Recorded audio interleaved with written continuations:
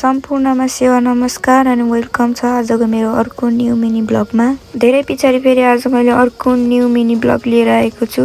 I hope तपाईहरु सन्चै हुनुहुन्छ होला अनि म पनि सन्चै छु। अनि आजको बिहानको सुरुवात चाहिँ मेरो थोप्रा दुएर भयो साथीहरु। अनि मकै गोड्नु हिँडे साथीहरु। हिजो चाहिँ मैले दिउँसो मकै गोडेको थिएँ कि अनि कस्तो घामले नमिठो भएर अनि आज चाहिँ बिहानै गोड्नु पर्यो भनेर बिहानै हिँडेको। अनि यहाँ बारीको डेलमा चाहिँ किम्बुको रुख छ के अनि किम्बु कस्तो मजाले पाकिरहेको थियो अनि त्यही भएर म किम्बु खान थाले। आजकल चाहिँ किम्बु काफल पाक्ने सिजन हो नि त अनि काफल त हाम्रोतिर छैन अनि किम्बु चाहिँ यहाँ छ अनि किम्बु टिपेर खाँदैछु। गोड्नु पर्ने मकै बारी चाहिँ यही हो साथीहरु। हाम्रो पल्लो घरको चाहिँ घरमा थियो के।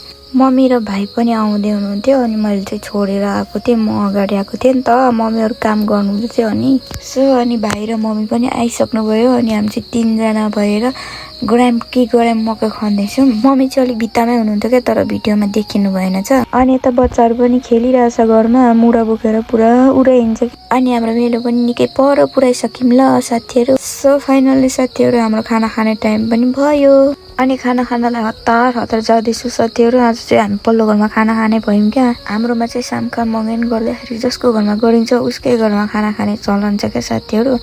अनि बिहानै काकीले चाहिँ हाम्रोतिर खाना खाने भनेर भन्नु आउनुभएको थियो क्या। अनि त्यही भएर आज हाम्रो घरमा खाना नपकाएको। अनि हामी चाहिँ पुग्दाखेरि काकीले चाहिँ पुरा ढिरो मस्काउँदै हुनुहुन्छ क्या। फेरि हाम्रो काकी र हाम्रो मम्मी त फेरि ढिरो भनेपछि त अलिकति मासु पाक्नु हुँदैन ढिरो मस्काउन थालिहाल्नुहुन्छ के। अनि काकीले त खाना पस्काउनु थाल्नुभयो अनि खाना खानुको लागि पुरै हामी चाहिँ पेल्ले लाइन बसिरहेछ। अनि ढिरोको हालत चाहिँ यता यस्तो छ। सो अनि खानासाना खाइसकेपछि चाहिँ म घरतिर लागे। खाना धेर खाएर अब मात्नु थाल्यो नि त त्यही भएर म एकछिन रेस्ट गरेँ ल। अनि अब रेस्ट गरेर मात्रै भएन नि त अनि त्यही भएर म उठेर टक्कसँगले लट्टे साग टिप्न जाँदैछु बोरा बोकेर। अनि यहाँ मकै जोत्दैछ भाइहरु अनि काकी यता हुनुहुन्छ।